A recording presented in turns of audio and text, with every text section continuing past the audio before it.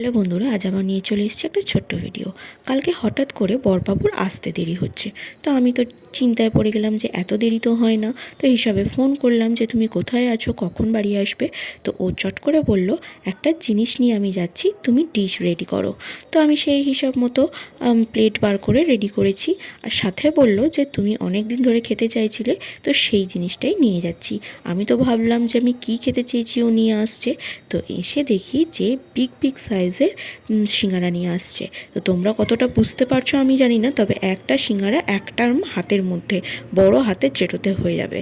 তো আমি তো দেখে আশ্চর্য, 4-4টে সিঙ্গারা নিয়ে এসছে, আবার রুটিও হয়ে গেছে, কি হবে। তো যাই হোক, সমস্ত কিছু বাদ দিয়ে আগে খেতে বসে পড়েছি।